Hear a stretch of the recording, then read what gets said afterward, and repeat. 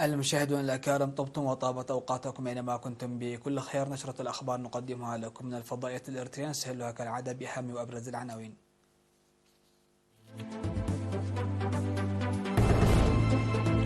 إريتريا تشارك في منتدى التعاون الصيني الإفريقي. السيطرة على جراد الأشجار في مدينة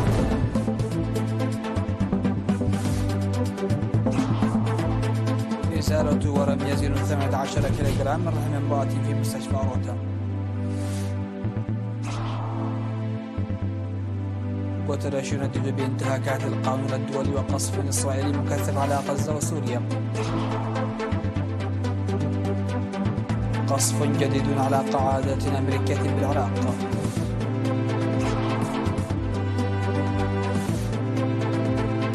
عشرات الضحايا في حادث طرق مركب بالكونغو الديمقراطية.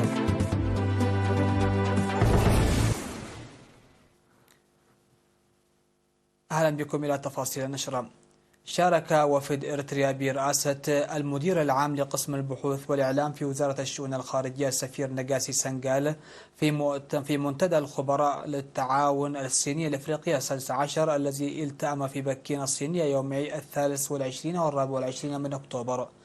وقيم المنتدى سبل تنفيذ الدعم والقروض الميسرة التي خصصتها الحكومة الصينية بمبلغ 60 مليار دولار أمريكي للدول الأفريقية لمشاريع التنمية الكبرى في الفترة من 2022 إلى 2024، وذلك في الاجتماع الثامن لوزراء خارجية التعاون الصيني الأفريقي في داكار الذي انعقد في نوفمبر 2021.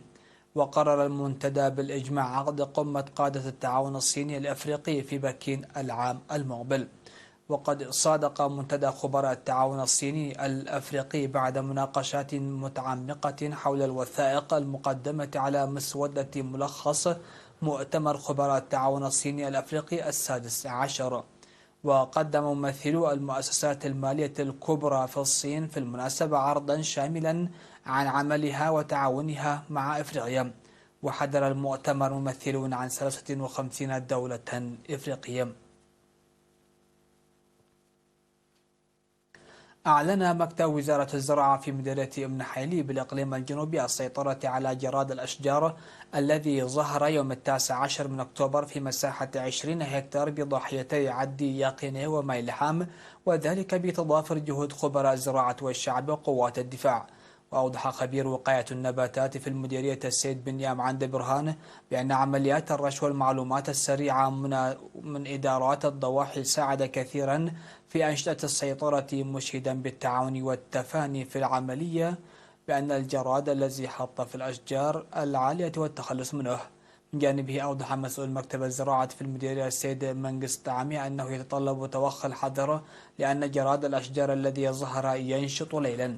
وشكرت مدير مديرية ابن حيلي بالإنابة السيدة ترحس فقاد التعاون الكبير الذي أبداه أعضاء الفرقة العسكرية 13، مناشدة السكان تقديم المعلومات السريعة في حال ظهور الجراد والآفات الزراعية.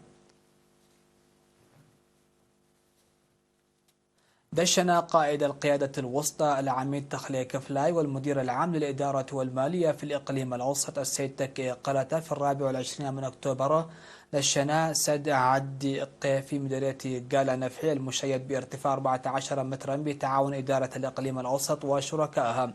وشكر مدير مديرية قالا نفحي السيد محاري يوهانس ومدير ضاحية مرحنو عدي في السيدة فرويني برهاني سكان قرى مرحنو وعد الزمات وعدكي وأعضاء الفرقة العسكرية 19 لمساهمتهم الكبيرة في بناء السد.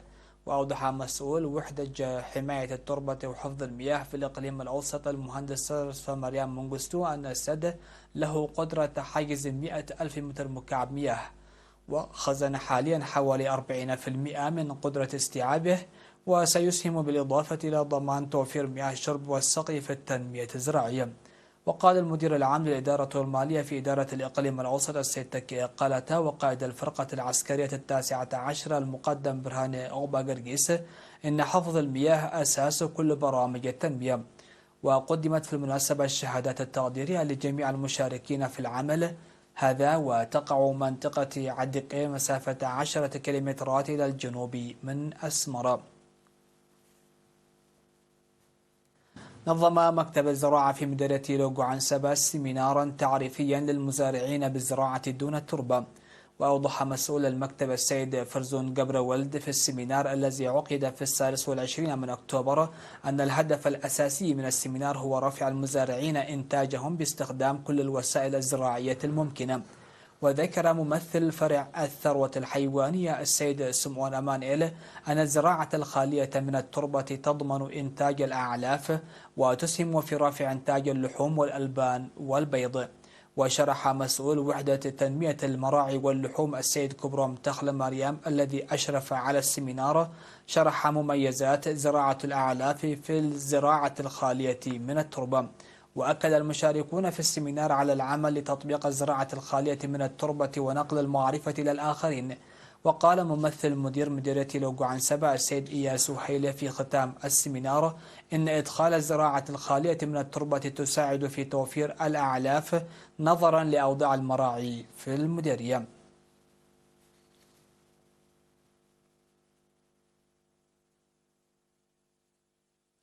قام عمال مكاتب الوزارات والاتحادات الوطنية في مديرية تسناي بالتبرع الطوعي بالدم. وأوضح ممثل بنك الدم خبير المختبر الطبي السيد سامير ولدماريان بأن بنك الدم المقام على مستوى المديرية يسهم بفعالية في توفير الدم لإنقاذ الأرواح. وشكر كل المبادرين لتنمية محتوى بنك الدم، وأشار إلى أن عملية التبرع بالدم ستستمر بأعضاء قوات الدفاع.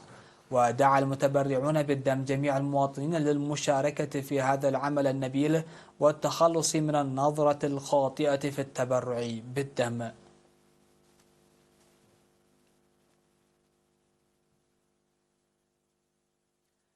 أزيل كيس لحمي يزن 18 كيلوغراما من رحم امرأة تبلغ من العمر 60 عاما في عملية جراحية أجريت في مستشفى أوروتا المرجعي للتوليد.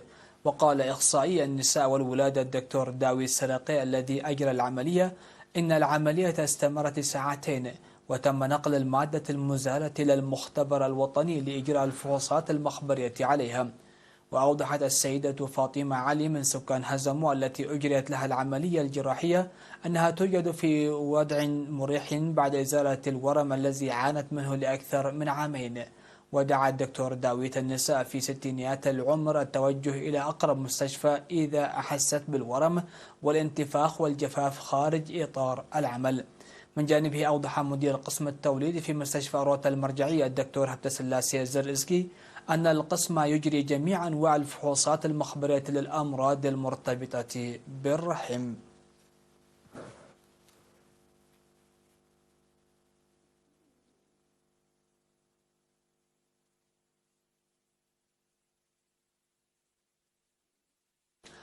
مشاهدينا فاصل قصير من ثم نعود لمتابعة الأخبار على الصعيد العالمي.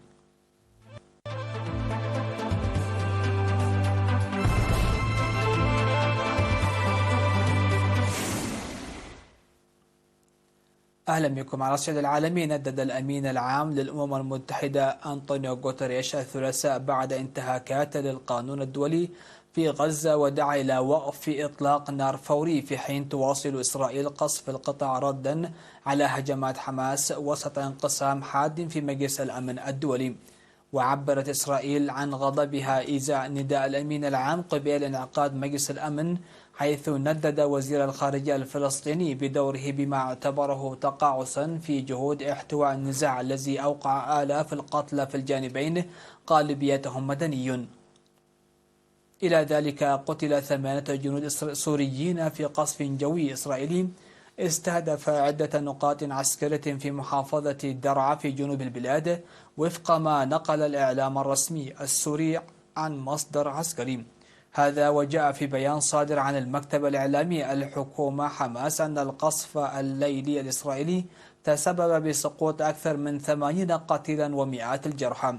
وتتزايد المخاوف من أن تؤدي الحرب الدائرة بين إسرائيل وحركة حماس إلى اضطرابات إقليمية أوسع نطاقا، وأن تشعل خصوصا جبهات أخرى في مقدمتها جبهة جنوب لبنان، حيث تدور مناوشات يومية بين إسرائيل وحزب الله وجبهة الجولان.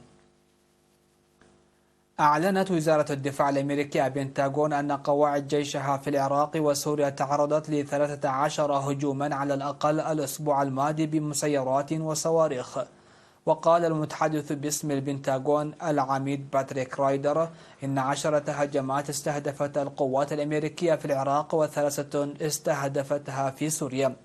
وأفاد مصدران أمنيان أن صاروخين سقطا داخل قاعدة عين الأسد الجوية التي تستضيف قوات أمريكية وأخرى دولية وتقع بمحافظة الأنبار غرب العراق. وأوضح أن أحد المصدرين أن الصاروخين كانا كبيرين وأنه عثر على قاذفة الصواريخ التي أطلقتهما على بعد 50 كيلومترا جنوب شرق القاعدة. وأدى القصف لحدوث أضرار جسيمة في قاعدة عين الأسد غرب الأنبار وقاعدة حرير في أربيل الجزيرة. هذا وأكد المتحدث باسم البيت الأبيض جون كيربي أن بلاده لا تزال تشعر بقلق عميق إزاء احتمال شن هجمات في المستقبل على الجنود الأمريكيين بمنطقة الشرق الأوسط. في حادث مأساوي لقي ما لا يقل عن 40 شخصا مصرعهم بعد غرق وانقلاق مركب كان يقلهم في مياه النهر في غرب جمهورية الكونغو الديمقراطية، وذلك بعد أسبوع واحد من غرق ما لا يقل عن 47 آخرين في حادث غرق مركب مماثل. وكان القارب النهري الخشبي يحمل ركابا وبضائع عندما انقلب في نهر لولونغا، ووقع الحادث بالقرب من قرية بويكا في مقاطعة إكواتور. وكان الركاب ومعظمهم من التجار عائدين من معبر سوق محلي إلى مابانداكا عاصمة المقاطعة. ويأتي الحادث بعد أسبوع واحد من انقلاب قارب آخر في نفس المحافظة، مما أسفر عن مقتل العشرات، ولا يزال عدد غير معروف من الأشخاص في عداد المفقودين.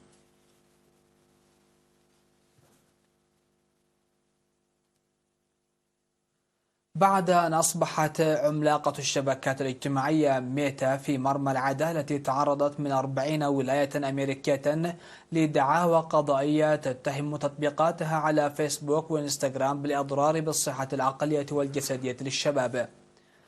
تزعم الولايات أن المجموعة الموجودة في كاليفورنيا أخفت الطريقة التي تستغل بها هذه المنصات وتتلاعب بمستهلكيها الأكثر ضعفا.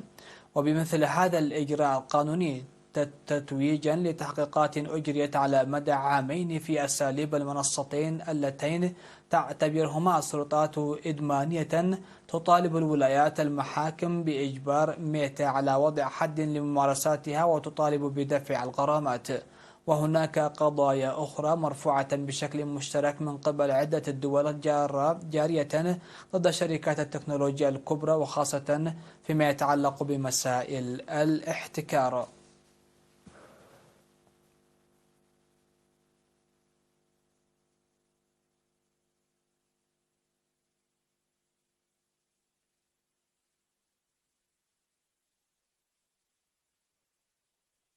مشاهدينا، ختاما لنشرة هذه الفترة هذا أبرز ما جاء فيها.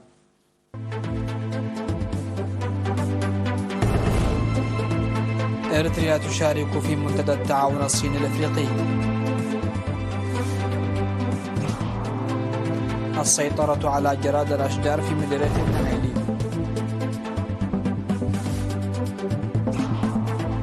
إزالة ورم يزن 18 كيلوغرام من رحم امرأة في مستشفى روتا.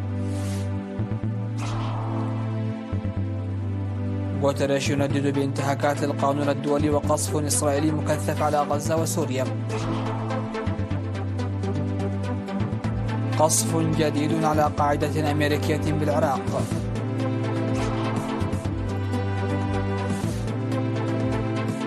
عشرات الضحايا في حادث غرق مركب بالكونغو الديمقراطية. سادتي سيدات، هكذا نكون قد وصلنا وإياكم إلى نهاية نشرة هذه الفترة. هذه تحياتي وتحيات الفريق العامل، والسلام عليكم ورحمة الله.